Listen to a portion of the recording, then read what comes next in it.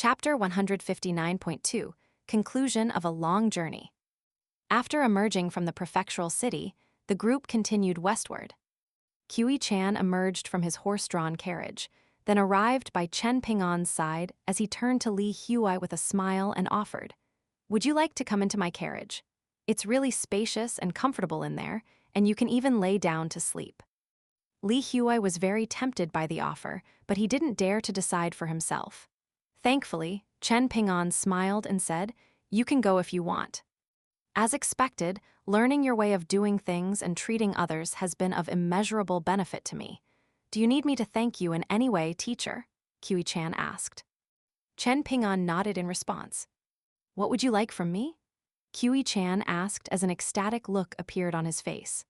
I'm unable to open the treasure chamber inside my pocket treasure at the moment, so I can't fetch anything from there, but there are a few good items among the things that I purchased from that gambling addict in the city, such as that colored glass figure. It's quite an interesting little trinket, and if you inject spiritual energy into it, it'll begin dancing and singing in an extremely lifelike fashion. I would like you to disappear, Chen Ping'an interjected. Qiu-Chan was very depressed to hear this, and he departed in silence. He then ran over to harass Li Baoping and Lin Xiaoyi for a while, only to be met with stoic silence, and in the end, he could only return sheepishly to his carriage, where he saw Li Huai rolling around joyfully, having the time of his life. Qiu-Chan crouched down beside him and pulled out that little colored glass figure, then waved it at Li Huai as he asked, "Do you want this?" Li Huai stared intently at the gorgeous female glass figure, and he lied through his teeth, "Not at all." Qiu-Chan injected some spiritual energy into the figure, and bursts of gentle light began to radiate outward from within the colored glass. He then set it down onto the floor of the carriage, and it didn't take long before a series of creaks and clicks rang out from the glass figure. After a brief silence, it abruptly sprang to life, performing an elegant dance while singing an ancient song in a foreign language that wasn't the official dialect of Great Sui Nation, the Great Li Empire, or Eastern Treasured Vile Continent. Hence, Li Huai had no idea what it was singing, but it was such a beautiful sight that he couldn't help but rest his chin against the ground as he watched the glass figure's elegant dance in a transfixed fashion. By the time the light within the glass figure completely faded, it reverted back into an unmoving, inanimate object. "You don't want it even if I give it to you for free?" Qiu-Chan asked in a tempting voice. "What are you so afraid of? You are Chen Ping'an's friend, while I'm Chen Ping'an's student. We're so close to one another, how could I possibly hurt you? Besides, what reason do I have for harboring sinister intentions toward you?" Li Huai withdrew his gaze as he turned to Qiu-Chan with a disgruntled expression. "I'm not going to believe anything that you say. Besides, I have plenty of treasures. I have a bug silver that can turn into an ant or a dragonfly. Do you have one?" An exasperated look appeared on Qiu-Chan's face upon hearing this. "Didn't I give you that bug silver?" Li Huai nodded in response with a justified expression. "That's right, so it's mine now, and you don't have one." Qiu-Chan erupted into laughter upon hearing this. As expected of a little rascal that came out of the Jewel Small World, particularly someone who became one of Qi Jingchen's group of final disciples thanks to your luck and fortune, I should have known that all of you would be a pain to deal with. Then again, Shi Chunjia and Dong Xuejing are a little lackluster in comparison. I'd say they're not much better than Yu Lu and Zai Zai. Qiu-Chan raised his head to look up at the roof of the carriage as he mused. It seems like everything truly was preordained by the heavens. Qiu-Chan then withdrew his gaze as he turned back to Li Huai, then asked, "You really don't want it?" Li Huai nodded in response. "You can keep it. Before I went to bed last night, Chen Ping'an told me that I can't just take things that are offered to me once I get to the academy in Great Sui Nation." "But we're still several hundred kilometers away from the border of Great Sui Nation," Qiu-Chan countered. "Even after we enter Great Sui Nation, we'll still be about 400 kilometers away from the new Mountain Cliff Academy. Altogether, that equates to a journey of close to 1,000 kilometers, so why are you in such a hurry to start refusing things from others?" Li Huai looked up at the roof of the carriage as he said, "Chen Ping'an told us that he won't study at the academy with us. He'll be returning home once he accompanies us to the academy." "Isn't that something that you knew from the very beginning?" Kiwi-chan asked with a smile. I did, but I forgot along the journey. Li Huai replied in a quiet voice as he laid down with his hands folded over one another acting as a pillow. Kiwi-chan faltered slightly upon hearing this, then gloated. It doesn't matter to me. I won't be staying at the academy either, and I'll be accompanying Chen Ping'an back to the town. Are you jealous, Li Huai? Li Huai turned to Kiwi-chan with a stunned expression upon hearing this, while Kiwi-chan looked back at him with a gloating smile. All of a sudden, Li Huai got up and swept the curtain of the carriage aside with an indignant expression as he yelled with all his might. Chen Ping'an, Kiwi-chan's trying to swindle me out of my money. Kiwi-chan hurriedly grabbed onto Li Huai before clapping a hand over his mouth to silence him, then wailed to Chen Ping'an. He's lying, don't believe him. Moments later, Chen Ping'an stormed into the carriage before taking Li Huai with him. I was lying to you, Chen Ping'an, Li Huai said in a quiet voice. I know, I just don't like the look of him, Chen Ping'an replied in a low voice. Inside the carriage, the bruised and battered Kiwi-chan was laying on the floor with a grimace on his face. But not only was he not looking dejected in the slightest, there was a smile playing on his lips instead. Chen Ping'an and the others were situated on the bank of a river on the northwestern border of the Yellow Court Nation. After surveying the Water God Temple, which was far smaller than that of the Cold Food River, they traveled for over 10 kilometers further before stopping to rest and to prepare some lunch. At the moment, Yulu was responsible for cooking duties, and Zai Zai was also helping out here and there. As a result, Chen Ping'an was able to relieve himself of cooking duties and focus on fishing from the river. During spring, it was best to fish shallow, while fishing deep was best during summer. During autumn, it was best to fish in shady areas, while sunny areas were where fish gathered during winter. At the moment, it was late autumn, and Chen Ping'an jogged along the river until he found a small area that was sheltered by some overhanging plants before commencing his fishing. Around 15 minutes later, Chen Ping'an was able to successfully hook onto a river fish that was over a foot in length.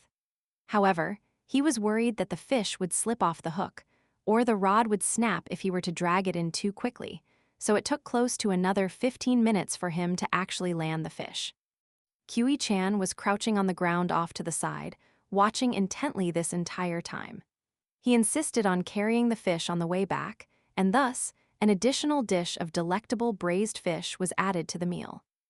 Having carried the fish back to camp, Kiwi-chan felt like he was entitled to the lion's share of the dish, and he was digging chunks of flesh out of the fish with his chopsticks like lightning, while Li Huai was scrambling to keep up.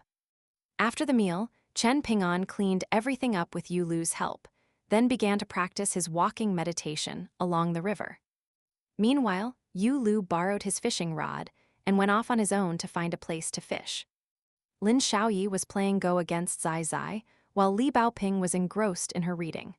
Li Huai had finally managed to get his hands on that colored glass figure, and he had won it from Kiwi-chan during a bet. As it turned out, Kiwi-chan actually hadn't gone easy on him. The two of them had played a game of guessing whether the number of black Go stones would exceed that of the white Go stones, and vice versa. In order to ensure fairness, both of them had their backs to Yulu, who would grab a random number of black and white stones in his hands. Kiwi-chan had ultimately lost the colored glass figure to Li Huai with a record of 2 wins and 3 losses. With that, not only had Li Huai managed to keep his bug silver, he had added another treasure to his collection. For this bout of walking meditation, Chen Ping'an walked a very long way before taking a seat by himself atop a stone cliff on the riverbank. He then continued to practice walking meditation on the cliff at the slowest speed in conjunction with the breathing method from the 18 stops technique, focusing on calm and languid movements.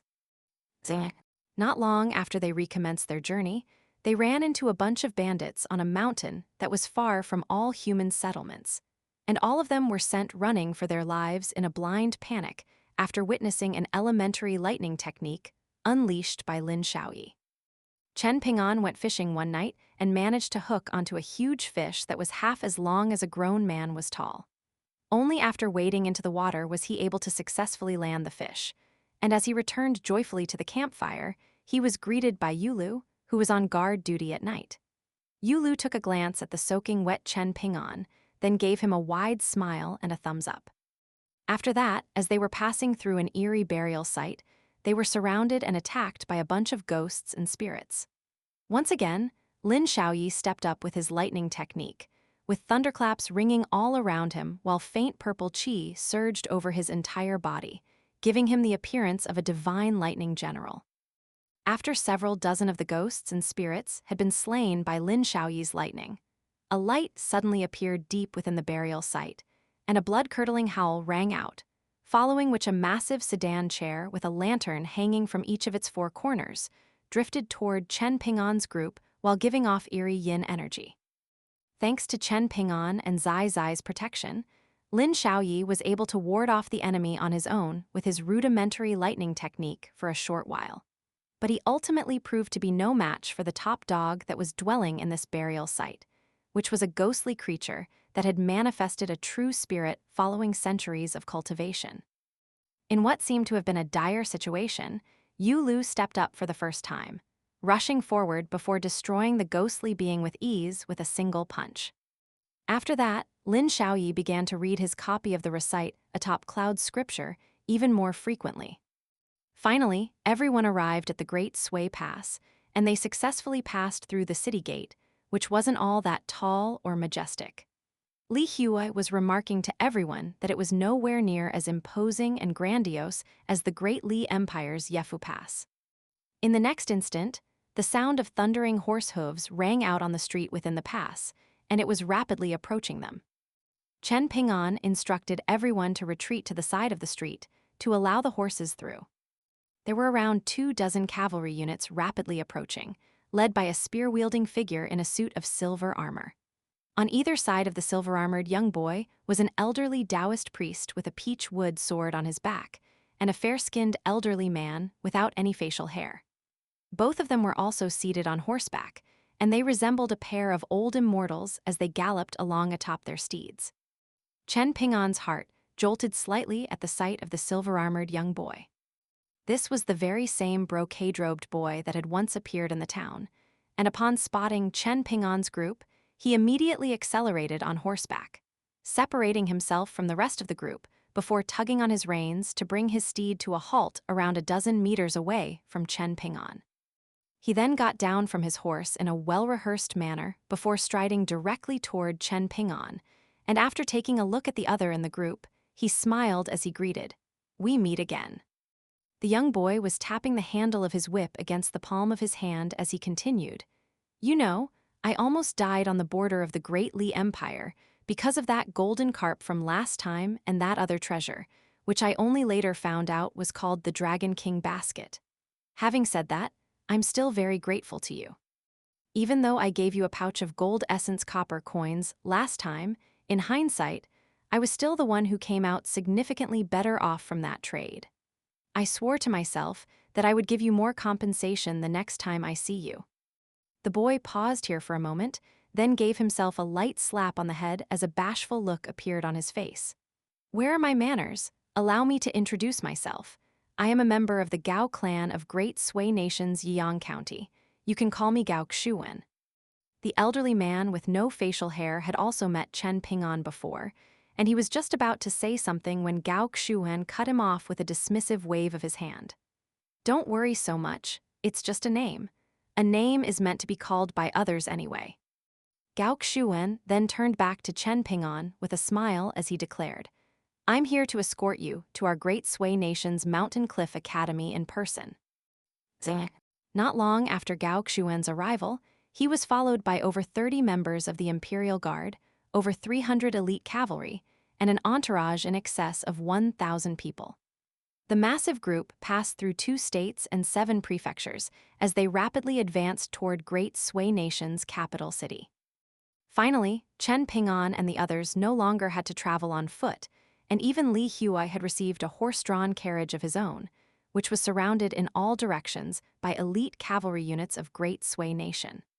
Occasionally, some of the cavalry units would glance into the carriage, and whenever they did so, they would always gaze upon Li Huai with an inexplicable sense of admiration and veneration in their eyes.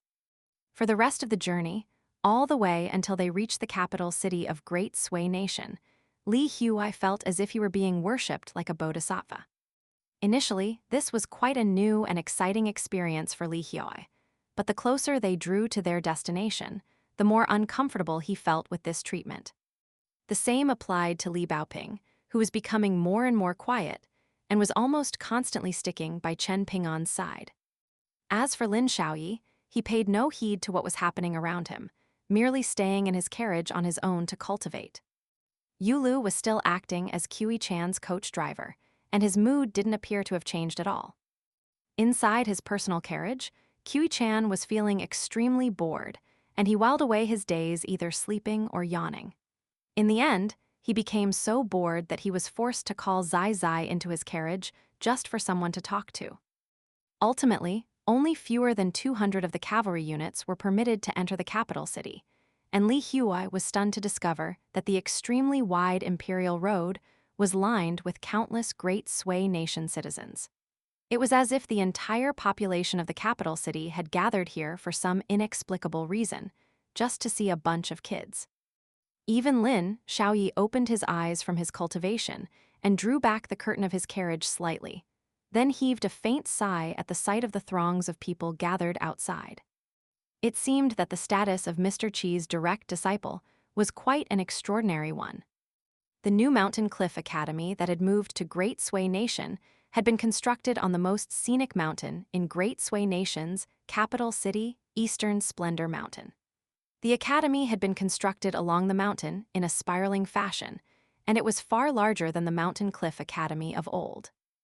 It was said that not only had the Emperor of Great Sui Nation invited the most knowledgeable scholars in the entire nation for this occasion, he had also sent out half of the Ministry of Rites, led by the left-hand minister, to all of the empires and nations that were on friendly terms with Great Sui Nation in order to extend formal invitations to all of the renowned scholars and literati in those places. Ultimately, they were able to invite around 36 foreign reputable scholars to Eastern Splendor Mountain of the capital city to serve as teachers at the new academy. However, everyone in the nation, from the emperor to the common folk, were aware that a Mountain Cliff Academy with Qi Jingchun and one without were two completely different things. No one had heard from Qi Jingchun for a very long time, and it was said that he had passed away due to illness. Thus, it was of the utmost importance for Qi Jingchun's direct disciples to come and oversee the academy. Otherwise, the academy would have only been Mountain Cliff Academy in name, and no one would have been willing to accept it as the actual Mountain Cliff Academy. This was why they were viewed as saviors by the entire nation, and in the emperor's eyes, no welcome was too extravagant for them. Even though it was only a group of 3 children, that was enough. Aside from the 3 direct disciples in the form of Lin Xiaoyi, Li Huai, and Li Baoping, there were also 2 students in the form of Yu Lu and Zai Zai, who were naturally of far less importance than the 3 children, but they were also an added bonus. The streets that led to Eastern Splendor Mountain had already been cleared well in advance, and no one was permitted to tread upon them. Hence, even the members of wealthy clans in the capital city only dared to watch the passing convoy from their vantage points on the tall buildings that lined the streets. The Emperor of Great Sui Nation was dressed in his most official imperial robes as he stood outside the entrance of the academy at the foot of the mountain, wearing a benevolent smile as he watched the 5 children emerge from their horse-drawn carriages. Behind the emperor was a small group of the most powerful figures in the entire Great Sui Nation, and it was truly a welcome of the highest order. There were as many as 6 10th-tier Qi refiners who had been living in recluse for many years, but had come out specifically for this occasion, and they were all lurking out of sight near Eastern Splendor Mountain in case of any unforeseen mishaps. "Where's Junior Uncle?" Li Baoping asked. The 5 children looked back and forth at one another, and no one knew where Chen Ping'an was. They were being welcomed by the Emperor of Great Sui Nation himself, but he was being completely ignored. On a certain street in the capital city of Great Sui Nation, Qi Chan was walking backward as he looked at Chen Ping'an with a curious expression and asked, "You've already changed into your new clothes and boots and put on your jade pendant, so why aren't you entering the academy with them? Chen Ping'an offered no response to him, merely turning back to look in the direction of the academy.